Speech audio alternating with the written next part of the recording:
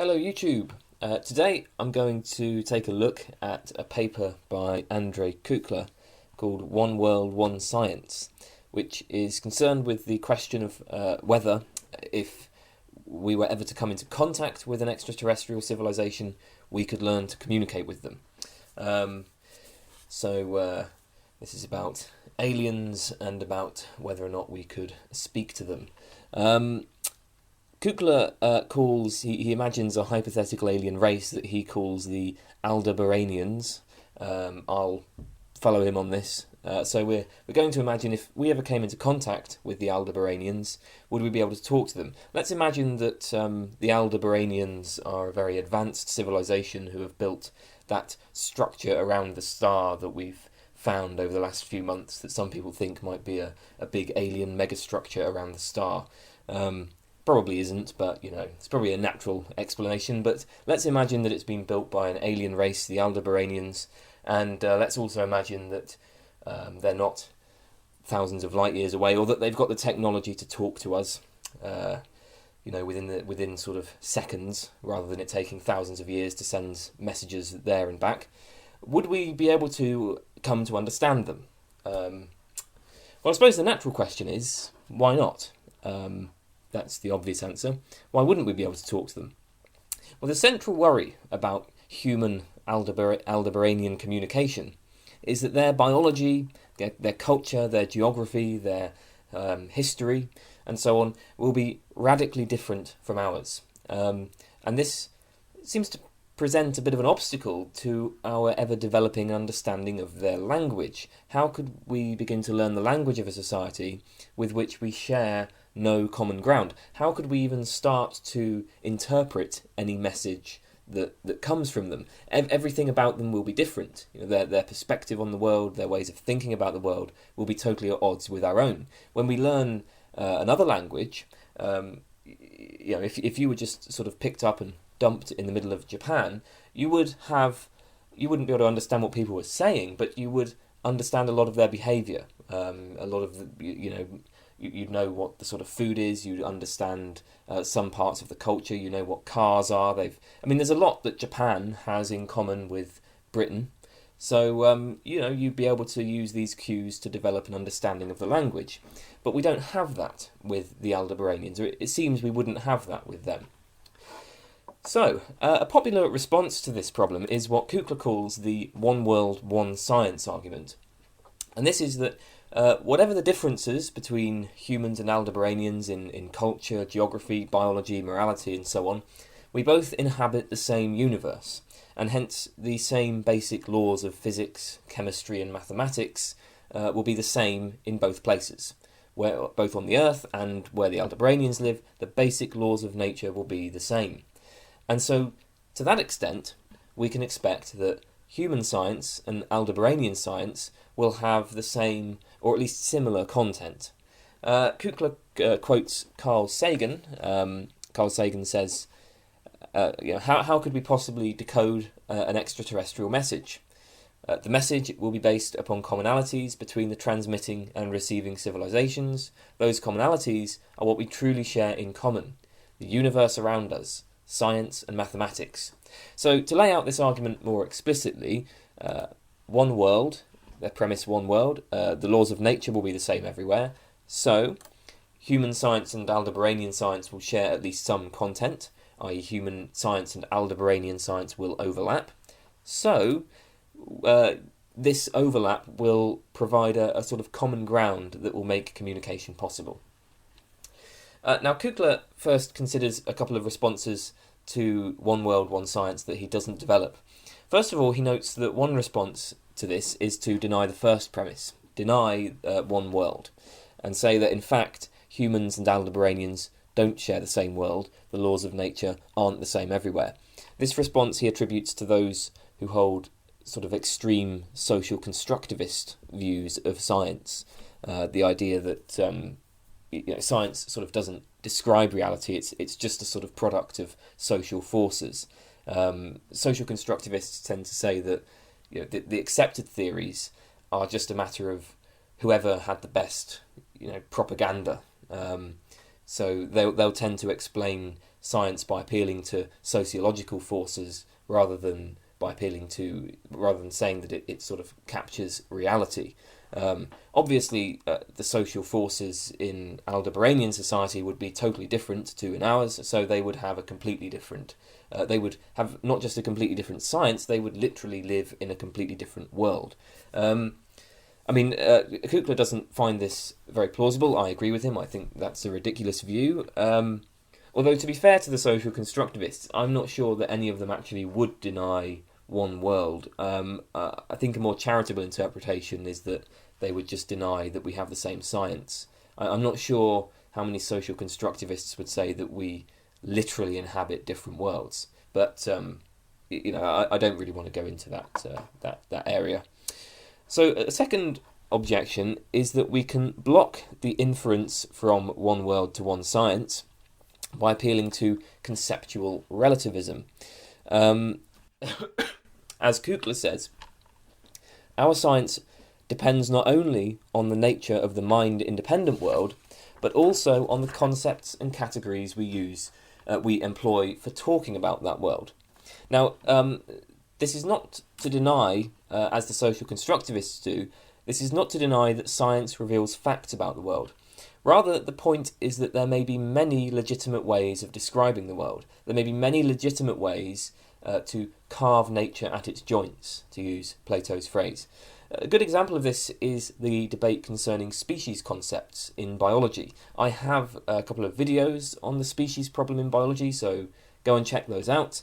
But basically, there are very different frameworks for dividing populations of organisms into species, and it's not that any of them are, one way of looking at the species problem is to say that all of them are sort of equally legitimate. It just depends on what your inquiry is. They all kind of capture facts about the world, but they are different, obviously.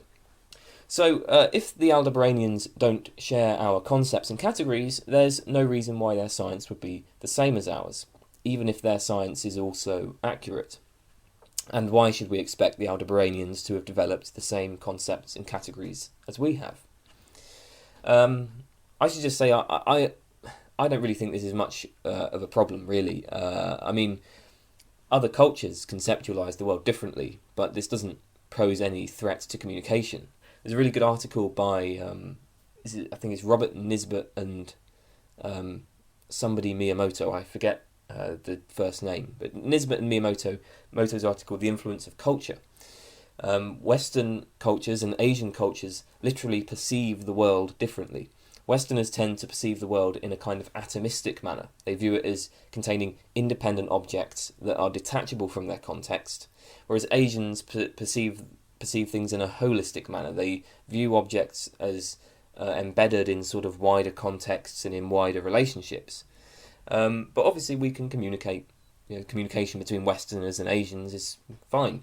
There's also significant conceptual change over history. The ancient Greeks viewed the world in very different terms to us, and we find different conceptual schemes even emerging in one and the same science. The example of different species concepts in biology already noted. So in none of these cases do conceptual differences pose any problems for communication. In general, it seems humans are quite capable of adopting different conceptual schemes and communicating regardless. Now, of course, I suppose Kukla might point out that, for all we know, the concepts and categories possessed by the Aldebaranians could be radically different to our own, different to the extent that their overall science would be radically different. But I would just say, well, why should we believe that such radically different concepts would correctly describe the world? I mean, it's one thing to claim that two different conceptual schemes can both be accurate. Reflection on species concepts in biology confirms that much. But the claim that two radically different conceptual schemes, two conceptual schemes that are both so different that communication from one to the other isn't possible, the claim that those could both be accurate, that's much stronger, and it requires positive argumentation that Kukla doesn't provide. Although, as I mentioned, Kukla himself doesn't try to develop this kind of objection, so, I suppose it's fair enough that he doesn't bother arguing for it. Okay. Let's turn to Kukla's own arguments. He offers two arguments against the one world, one science argument: the selection problem and the superfluity problem. Most of his paper is concerned with the selection problem, so that's what we'll mostly talk about. Okay, so the selection problem. Even if we grant that humans and Aldebaranians live in the same world, and even if we grant that Aldebaranians would have a similar conceptual scheme to us, Kukla thinks that the inference to one science, inferring from the one world premise to the claim that we share the same science, fails. And the problem is that neither we nor the Aldebaranians know all the scientific truths. And the scientific truths that we possess may not overlap with the scientific truths the Aldebaranians possess. Kukla calls this the selection problem. If there's no overlap between human and Aldebaranian science, then we don't share any science, no matter what we say about the world or about our conceptual schemes or whatever else. So, is it acceptable to infer from one world to one science? Well, consider some proposition X that, if true, would falsify one science. At this point, just imagine X as a mere logical possibility. Obviously, the claim that humans and Aldebaranians live in the same world doesn't logically entail that we will have the same science, but nobody denies that. The problem arises when we ask what probability to assign to X. So the probability of X and the probability of one science are constrained with respect to each other. To put it formally, the probability of X plus the probability of one science must be less than or equal to 1. It can't be the case, for example, that X is very likely and that one science is very likely. Okay, so that should be fairly intuitive. X and one science are incompatible. If one is true, the other can't be true. So to say that X is very likely entails that one science is very unlikely. Now, X here is the hypothesis that there is no overlap, or at least there's very little overlap, between human science and Aldebaranian science. If our sciences don't overlap, the one science claim is false. So, if X is likely, one science is unlikely. The question then is what is the probability of X? What is the probability that there is no overlap between human and Aldebaranian science? Well, Kukla suggests that we simply don't know. We have no good reasons for supposing that X is likely, and we have no good reasons for supposing that X is unlikely.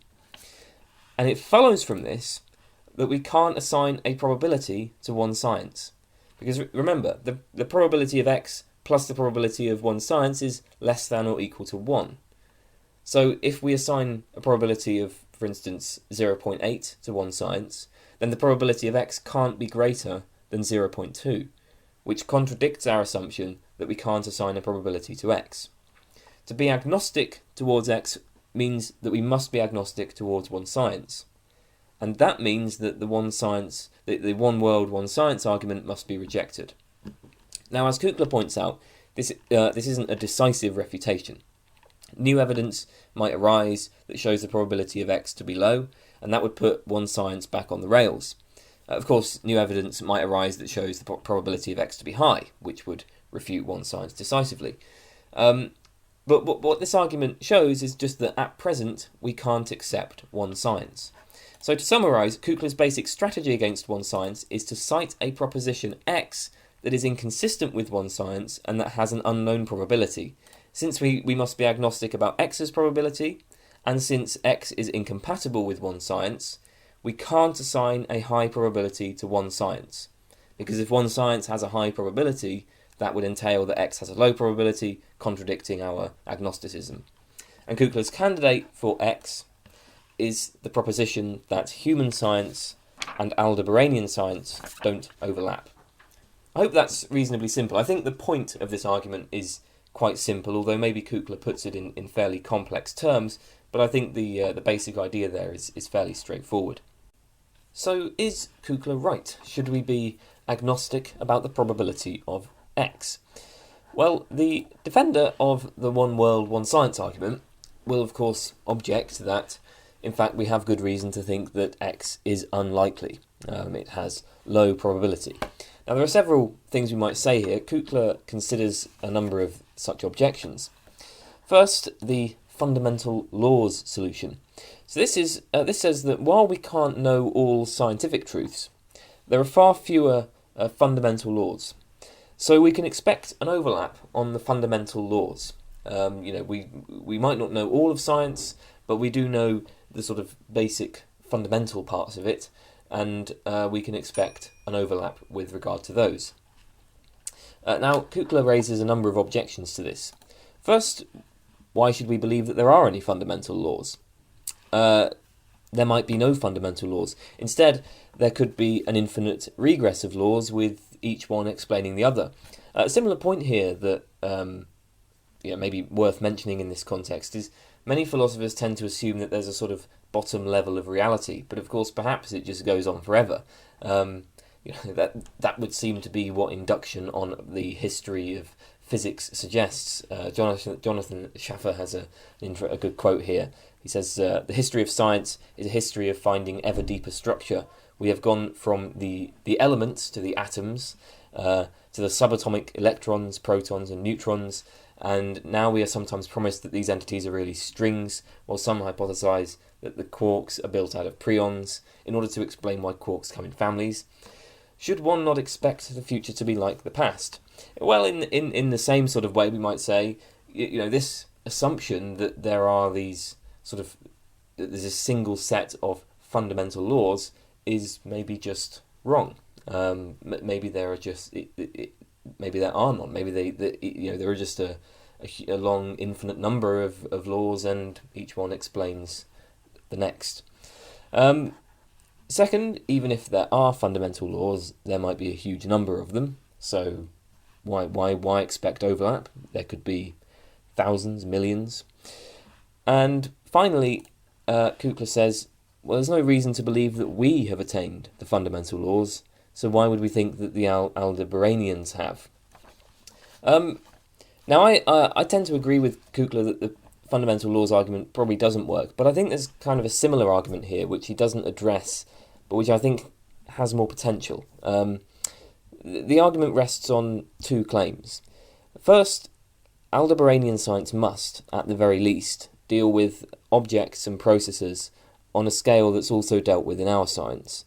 This just follows from the fact that modern physics is applied at all scales. It deals not just with medium-sized objects, but also with the extremely large to the vanishingly small. So it would have to. Aldebaranian science must deal with things on the same level that is dealt with by at least one of our sciences. And the second point is that there's an objective structure to the world, and science tracks this objective structure. That's a statement of a limited kind of realism. The point here is that even if the goal of science isn't truth, in order for science to be successful enough to make accurate predictions and form the basis for technological development, we have to, in some sort of way, latch on to how the world really is. I mean, looking at the sort of history of science, obviously, a lot of theories have been wrong, but even Aristotelian physics, that was wrong in many ways, but it wasn't completely wrong. Some of the claims of Aristotelian physics are preserved, or at least imaged, in modern physics.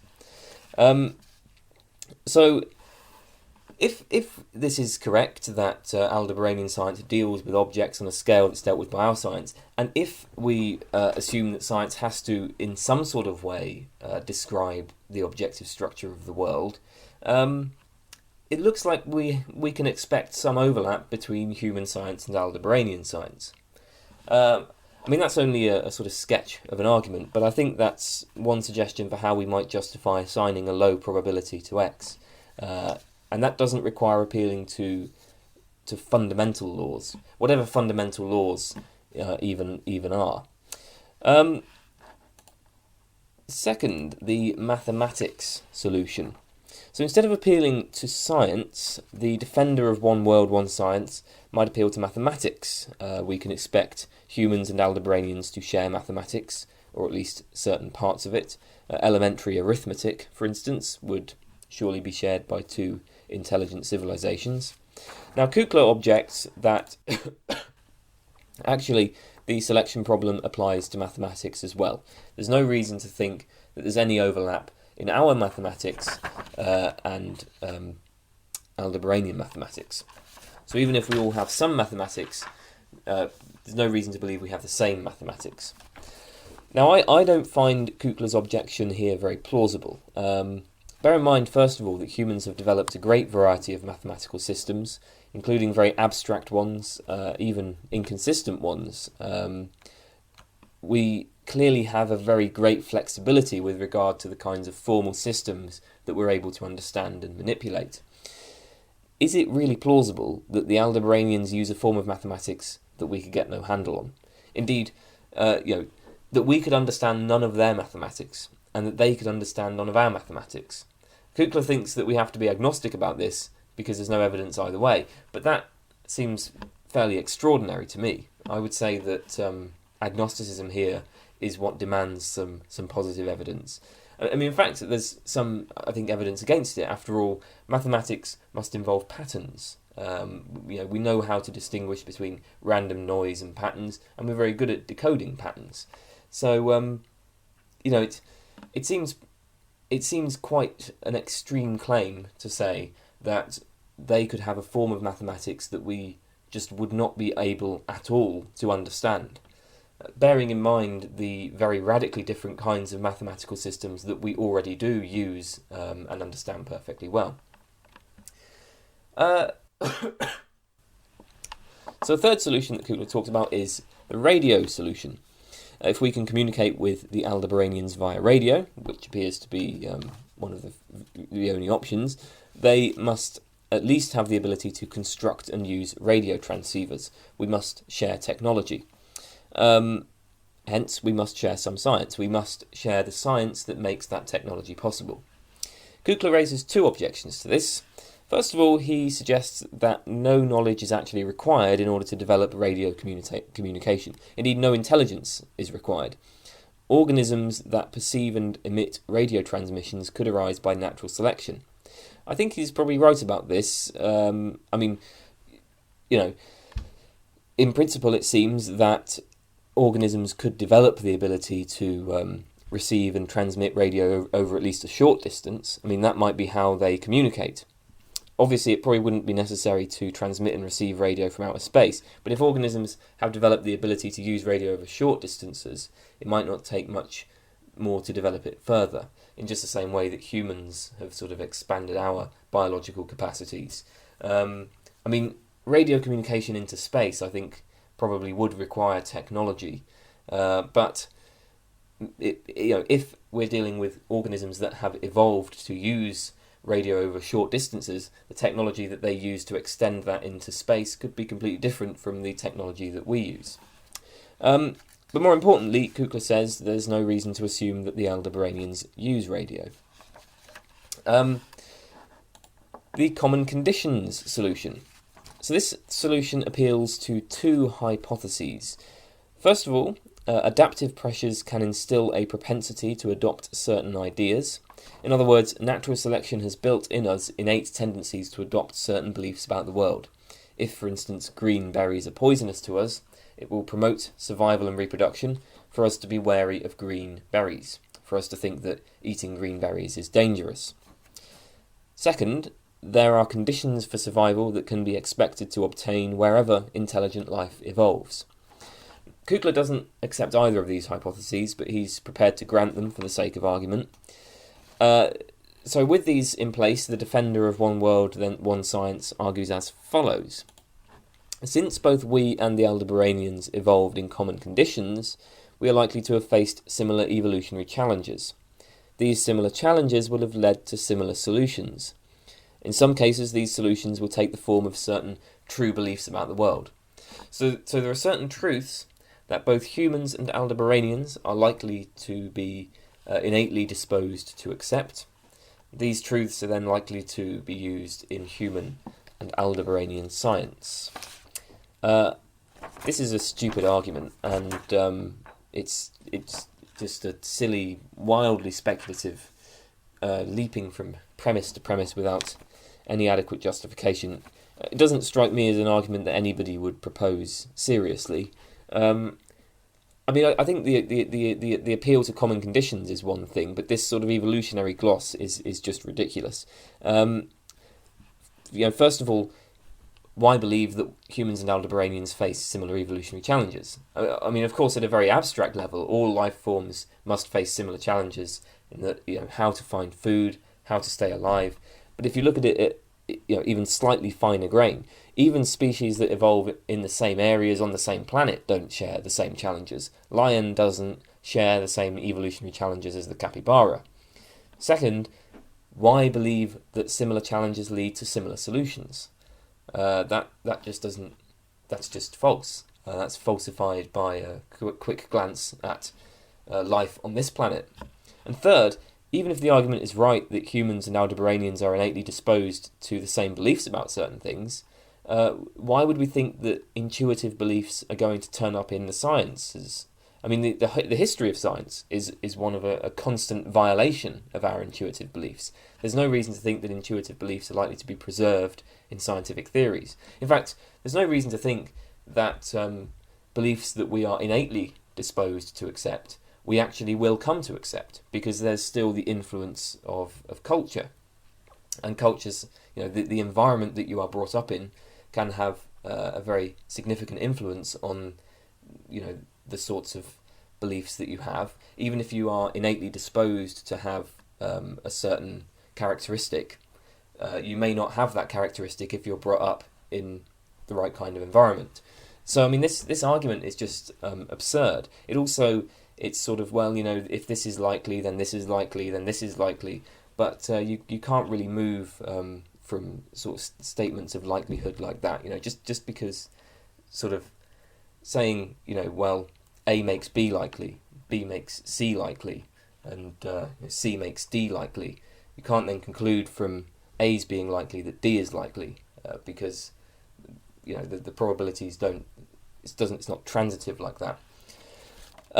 So yeah, that's just a ridiculous argument. Finally, Kukla gives a transcendental argument for the selection problem. He argues that there's good reason to believe that the selection problem can't be solved. We can't ever show that X has a low probability. The reason is that we have no good reason to believe that the Aldebaranians have any science or mathematics whatsoever. And if they have no science or mathematics, then it follows very obviously that our science and mathematics will have no overlap with theirs. All we know about the Aldebaranians is that they're intelligent beings, and intelligent beings need not have developed science and mathematics. Humans have always been intelligent, but we didn't develop science and mathematics until very recently. So Kukla thinks that this selection problem just cannot be solved. Now, I think that Kukla is right, obviously, that intelligent beings don't have to have science or mathematics, but I think that the defenders of the one world, one science argument could argue that he's simply changing the subject here. I mean, is the only thing that we know about the Aldebaranians that they're intelligent? Well, I would suggest no. We also know that they are beings who have reached a high level of technological development. We know this just because we've stipulated it. So recall the passage from Carl Sagan that Kukla quoted. We are supposed to imagine a civilization that can transmit and receive interstellar messages. And I suppose, Kukla would say, regarding his response to the radio objection, that the basic elements of this ability could arise by natural selection. But the sort of reception and transmission of interstellar signals would require further technological development. Anyway, I mean, surely nobody who's proposed the one world, one science argument has in mind communication with extremely primitive extraterrestrials. Obviously, one world doesn't entail one science if the extraterrestrials in question have no science whatsoever. In the same way, one world doesn't entail one science if the extraterrestrials in question are simply microbes. So, yes, Kukla is correct. If we found an alien civilization, then they might not have any science. But I think that's just beside the point as far as the one world, one science argument is concerned. So Kukla's second objection to one world, one science is that it is simply superfluous. Recall that the point of One World, One Science is to explain how we would be able to communicate with the Aldebaranians despite the apparent lack of any common ground between us and them. One World, One Science is supposed to show that actually we do have a common ground, namely in our basic science and mathematics. Now, Kukla points out, well, we don't need to share any common ground in order to learn another person's language. He says, babies do it all the time. They learn the language of beings with whom they share no prior topics of discussion, and they do it in a few years' time without expending any extraordinary effort. The correct response to the communication problem is not to demonstrate that we would share common ground with the Aldebaranians. It's simply to reject that any common ground is required. Now, in a sense, Kukla is right that babies don't share any topics of discussion with adults, just in virtue of the fact that babies aren't capable of discussing anything with adults. I would suggest that this is completely trivial. In the same sense, a man who can only speak English shares no topics of discussion with a man who can only speak Japanese. So Kukla is just equivocating here. He's equivocating on this idea of common ground, in the sense of common ground that people debating the One World, One Science argument are interested in. This is the sense that allows me to say that the English speaker shares a lot of common ground with the Japanese speaker, but possibly no common ground with the Aldebaranian speaker. In that sense of common ground, babies share substantial common ground with adults. They live in the same culture, they experience the same geography, they have very similar biology, and so on. And they may even share a kind of innate language module.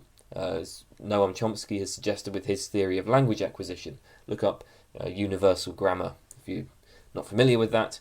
But the idea is that there's literally a kind of language learning module that we have evolved with. So babies share a lot with us. Ultimately, I think that Kukla's objections to the One World, One Science argument are inconclusive. I'd just like to point out a couple of things about this debate.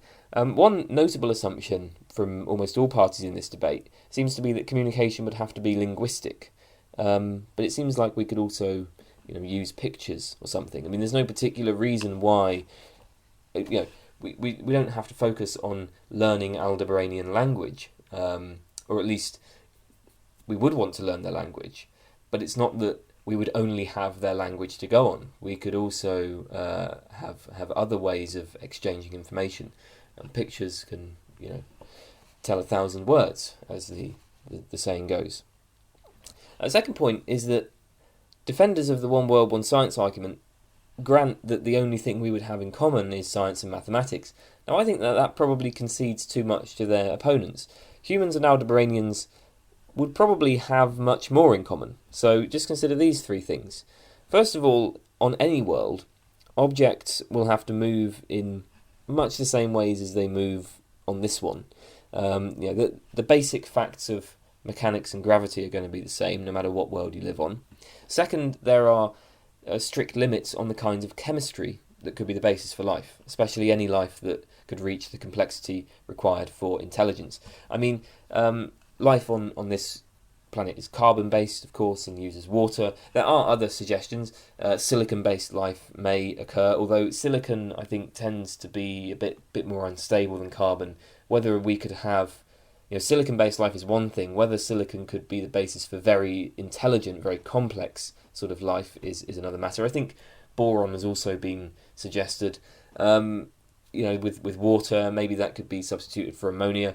There are some suggestions. I'm not saying that life has to have exactly the same biochemistry as life on Earth does, but the point is there are very strict limits on what appears to be possible for life. I mean, you're not going to get aliens made out of the sort of you couldn't get life living on the sun, for instance. So we know that the kind of world that would be possible that aliens could possibly live in. Even if we are relatively liberal about the sorts of biochemistry that might be possible, that still kind of narrows it down. And third, of course, we can expect that humans and Aldebaranians will exhibit similar behaviours on a sort of abstract level. The Aldebaranians must have developed the capacity for experiencing something like pain, for instance. That would evince itself in the withdrawal from harmful stimuli. So there are going to be things that harm them, that cause immediate withdrawal. They're going to sort of share those behaviours, just because we can expect that anything that is evolved is going to have certain capacities like that. So I think that there's actually quite a lot we might share. So that maybe is the real basis for the superfluity of the one world, one science argument. In order to have good reason to believe that there's significant overlap between human science and Aldebaranian science, we must believe that there's some sort of overlap in the conditions in which we live. But that overlap in the conditions in which we live, that already provides the common ground that might be needed for communication. So, that was André Kukla's paper, One World, One Science. I hope you found it interesting. And that's all. Thanks for watching.